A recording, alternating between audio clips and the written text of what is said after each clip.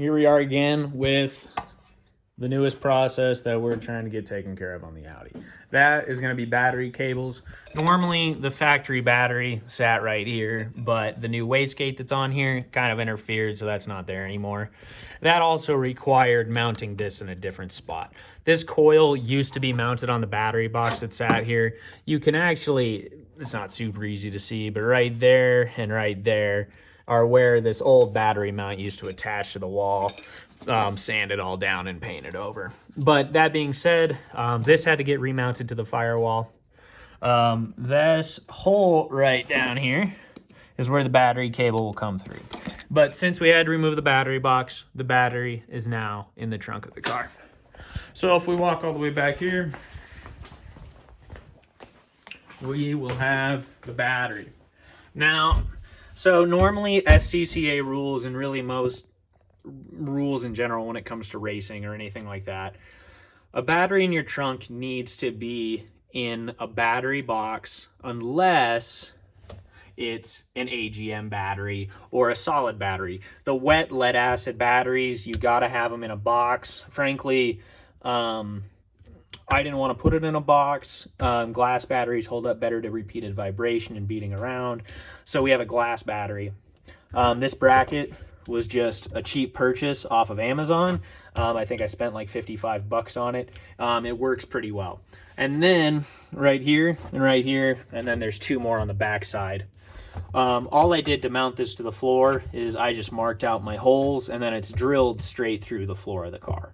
And then on the bottom side, there's some really big washers, and then we just bolt it down, and now it's as sturdy as it gets. It's bolted straight to the body of the car. It's not going anywhere.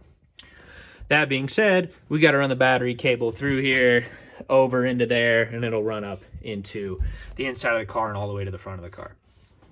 But the battery's mounted in here. So what I got to do is you need to have your battery cable to a resettable circuit breaker, and then I can run the battery cable to the front of the car. So I don't really have a good other spot to mount a circuit breaker. And in the interest of using as little cable as possible, you can see my marks right here. I will mount a resettable breaker on here, and then I will have a copper bus bar that goes over and attaches to it. For determining battery cable lengths, it really wasn't too hard, at least on this car. Granted, the seats definitely needed to be out, and then everything's removed up in the front of the car. But pretty much, I mean, you make your pathway. I put my cable there, ran it. You can't see it here, but there's kind of a slitted hole that will go through there. And then right there is where the battery cable will come out of the trunk. Now, obviously, you should grommet any wires that run through anything metal. You don't want anything rubbing and potentially opening up, especially not the main power battery cable for your whole car. So make sure you grommet holes and make sure everything's safe. But you got to figure out where you want it routed. For me, mine runs right through the trunk out here, and it will hide under the seat and sneak under the flooring right there. And then up here, right by the shifter, below it a little bit, we will put a kill switch so that I can kill the battery at any time that I need. The doors also don't lock in this car. Like they do, but I don't have a way to unlock them with a key. So theoretically, the doors never lock. So I'm putting a kill switch here for a couple of reasons. Number one, in the event of anything bad going on, especially anything bad electrical going on, I can pull that switch and I'll disconnect the battery from the entirety of the car.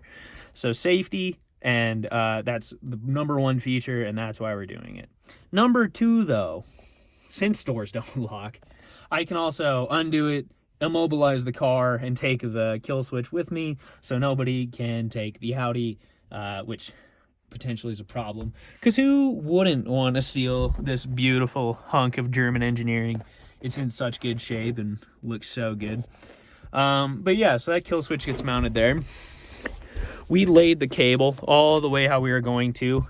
There will be a break in the cable here for the kill switch, so we had to measure that out, get it cut, and then we laid the cable from here all the way up, and you can see back there the hole for the cable out there. So that's kind of how we laid it out. We laid it all out in one piece, got it figured out where we want the kill switch, cut it at the kill switch, and then we laid it out into the engine bay. This hole is actually a factory hole in the firewall that I'm taking advantage of. Luckily, it lines up pretty nice. Now, for grounding, I will just run a ground cable in the back and it'll be grounded to the body of the car in the trunk. But obviously up front here, you need a place for everything positive to sit. So that's where this comes into play. This is actually a jump terminal off of a 2000s BMW that I stole out of the junkyard. I paid like 10 bucks for it from the junkyard. But I tell you what, this is a cheaper option and frankly a better made option than anything cheap that you're going to buy off of Amazon or eBay. And it works just as well. You get rid of all this stuff and put in your own stuff, and you have your own jump post that will sit nicely on your firewall that you can run all of the old positive stuff to. And you'll actually see it's kind of falling down here, but this is the old battery terminal. I haven't taken anything off of it, but you kind of have a pretty good idea of where everything should reach because that battery used to sit right here. And so putting this in here, everything that was factory wiring will bolt back up again, and I don't need to change wiring. I don't need to worry about any of that, and it'll be good to go. It'll just bolt right in, get everything mounted, and good to go. Now, mounting-wise is a little more interesting. Luckily, we got 3D printing at our hands, and I just made some little easy brackets that will fit right over, and then I'll just mount like that onto the firewall there. Just bolt them to the firewall, put it in the cable, and then this, on the other hand, is a little 300 amp resettable breaker. This is what I'll be mounting in the trunk, and this will be essentially, I mean, it's a breaker or whatever you want to call it, but a resettable fuse that will trigger if the battery starts pulling too much, and then we got a kill switch for extra protection should this not do its job. Now, when it comes to cable, I mean, I've seen people getting away with smaller, but, you know, I mean, when it's what your car is relying on, number one, to not burn itself down, and number two, to supply the power for your entire vehicle.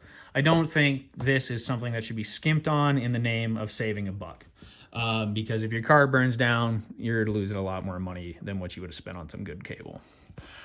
So this is double aught cable. It's nice and thick. This is almost 5/8 of an inch thick. It's a little short from that, but it's pretty thick. And then the other thing you want to make sure of, you want to make sure that you're using a full copper cable. You don't want to use copper clad aluminum cables or anything like that. You want the wires inside the cable to be pure copper.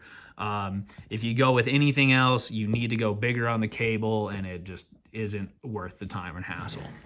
And then not necessary, but something that does help is these have got pretty small individual wires in them. The smaller these wires are, the more flexible your cable is going to be. If this is big, thick core wire, it's not just going to be very flexible. It's going to be tougher to run. I've only terminated one here, but you'll put this on here. And this is how I'm hooking up everything. I'm not doing any like battery terminals or anything like that. I'm actually just running terminals that I can put on to the battery posts and then clamp down, and then I will do everything else off of these posts. That way you can just have these nice bolt-on battery cables and not have to deal with these shitty post clamps. So that'll be good. And then make sure that your hole size matches up with whatever you're doing. Also, you can clamp these on. Don't waste your time clamping these posts on. Sure, it works, and your regular crimps on your small wires work. But for these, once again, the lifeline to your car flowing all of your power, solder them in. I like to tin the cable first and then solder it in. You can see that this one obviously went super well, and I got this beautiful gap between the insulation and the heat shrink. Take my lesson, when you solder these things, the cable gets bigger and there's less space in here. So this gap is going to be bigger than what it is before you solder anything. So keep that in mind. Heat shrink them up, make them look nice and pretty, and they will serve you for quite a while. But don't. Last but not least, you probably saw this when I picked it up. This is my copper bus bar. This is what will run from the positive terminal to this resettable breaker. Now, like I said before, what I'm achieving by doing this is I'm able to use this instead of a chunk of this cable to do it. I don't want to waste the cable. I kind of was limited. I bought the bare minimum of cable that I needed to make this work. Because cable, while this was just Amazon cable, and on the cheaper end, this cable ranges from $5 to $10 a foot for good stuff. So any of it that I don't need to use is better. So we're cheating a little bit.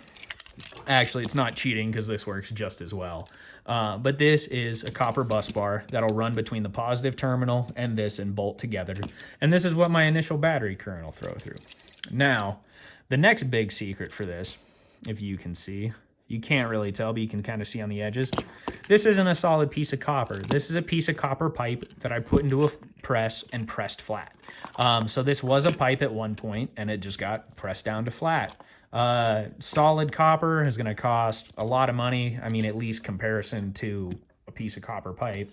So if you can find a piece of scrap copper pipe and press it flat, then you're doing pretty good and you got yourself a bus bar. So what I'm going to be doing now that I can mount this, I'll be figuring out how to mount this onto that battery. And then the time will come to mount this bar to this. And then after that, we will be moving onwards to actually terminating the rest of these battery cables. But make sure you're in a well-ventilated space if you're doing this much soldering, because it makes a lot of smoke and takes a lot of solder. These are what we're using to solder cables onto. They're just, once again, another Amazon buy. You'll hear Amazon a lot. It is my car parts supplier for the most part. It's just, I don't know. I mean, you know, support parts stores and stuff, but it's cheaper. I can look exactly what I want, and I don't have to talk to another person. So, you know, just that good times.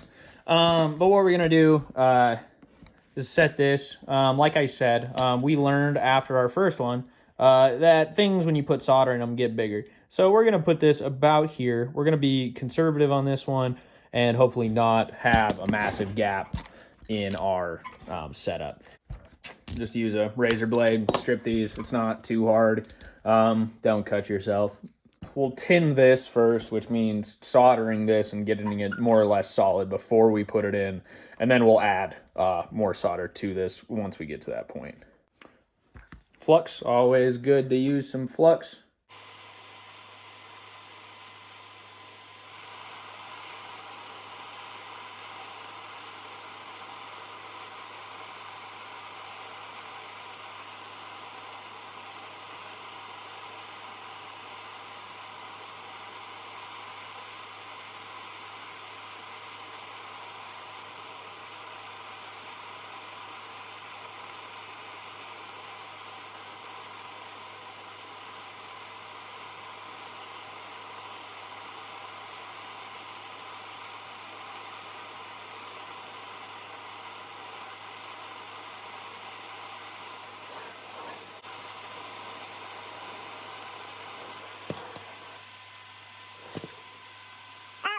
You know, with plenty of fire.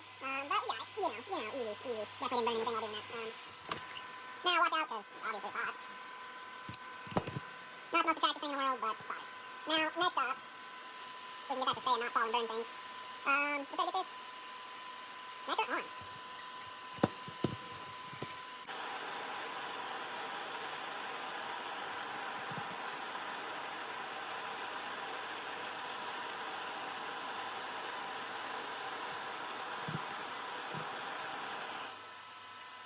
Good progress, but even my head kind of hurts. So I think I might heat shrink this one, and I don't know what else to do because I can't get through one of these without my head fucking hurting from the fumes. So we'll figure it out. We'll heat shrink this one just so we can finish on something pretty and not this blackened chunk. Nice thing is, this does always work. Keep it in mind. I solder these on here first because I know this fits over it. That is most definitely not always the case, so keep that in mind when you are soldering. But we'll get that on there. We'll use some old hot air and we'll get her going.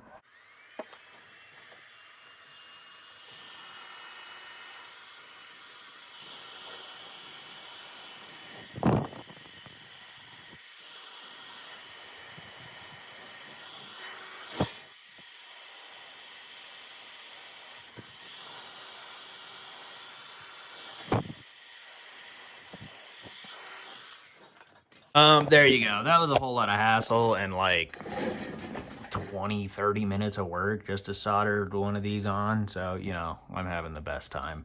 But one's on here. The other one needs to get terminated. And we'll keep on